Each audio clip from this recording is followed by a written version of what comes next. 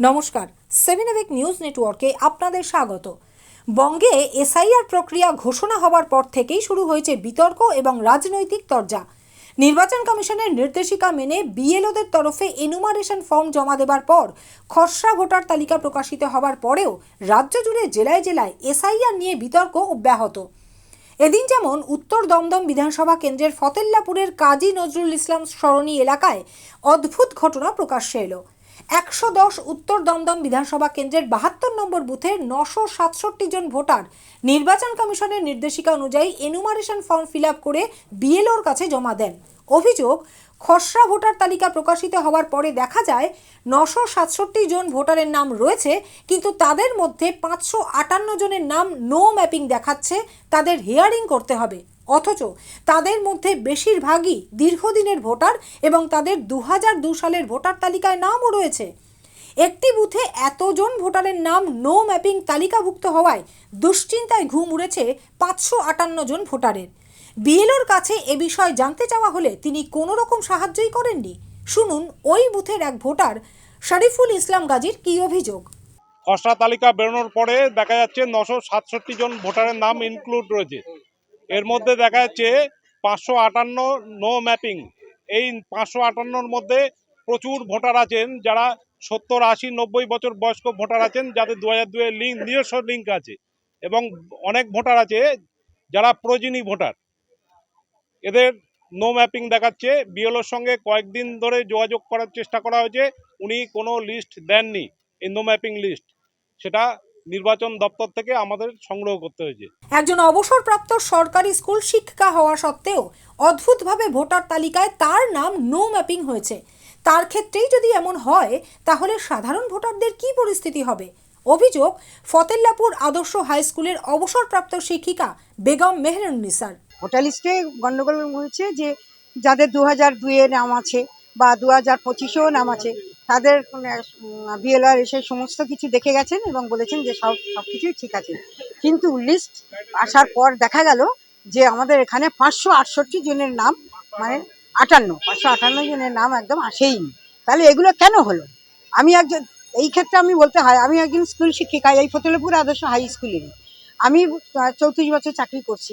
আমার 2002-এও নাম আছে, 2025-এও নাম আছে এবং তার আগে থেকেই নাম আছে। তাহলে আমি এত বছর চাকরি করার পর আমি রিটায়ার করেছি, আমার সরকার যথাযথভাবে আমাকে পেনশনের ব্যবস্থা করছেন, তা সত্ত্বেও মানে আমার ক্ষেত্রে নো ম্যাপিং হয়েছে। এটা আমার ক্ষেত্রে কেন হলো এটা? তাহলে সাধারণ জনসাধারণের তাহলে কি হবে আপনি বলুন। এটা আমার ক্ষেত্রে যদি এই হয়, কেন হলো এটা? এটা জবাব দিতে হবে তো। তাহলে কি বিএলও যে কাজ করে তার কি কোনো ত্রুটি দেখছেন? তার ত্রুটির জন্য কেউ নিশ্চয়ই হতে পারে, নাহলে এত বড় জিনিসটা কেন হলো? আমি তো, আমার ক্ষেত্রে আমি ভাবতেই পারছি না। আপনি তো পেনশন পান। আমি পেনশন পাই, সেটা সরকারও এই সরকারও দিয়েছেন। তাহলে তাহলে আমি কোন সূত্রে আমার নামটা হয়ে গেল? এটা তো আমার ঠিক করতে হবে এবং এর জবাবও দিতে হবে। আর এদিন সন্ধ্যায় ক্ষুব্ধ এলাকাবাসী কাজী নজরুল ইসলাম সরণি রোডে বিক্ষোভে ফেটে পড়ে। ঘটনাকে কেন্দ্র করে উত্তেজনা ছড়ায় ফতেল্লাপুর এলাকায়। আর এই ঘটনা তাদের এলাকায় নির্বাচন কমিশন নিয়োজিত বিএলওর অযোগ্যতার কারণেই ঘটেছে এবং এই ভুলের জন্য ইআরও এবং বিএলওকে ভুল স্বীকার করে ক্ষমা চাইতে হবে। আর সেই সঙ্গে নির্বাচন কমিশনের প্রতিনিধিকে তাদের এলাকায় বাড়ি বাড়ি গিয়ে এই 558 জনের নাম সঠিকভাবে ভোটার লিস্টে তুলতে হবে, এমনটাই দাবি নো ম্যাপিং তালিকাভুক্ত বিক্ষোভকারী ভোটারদের।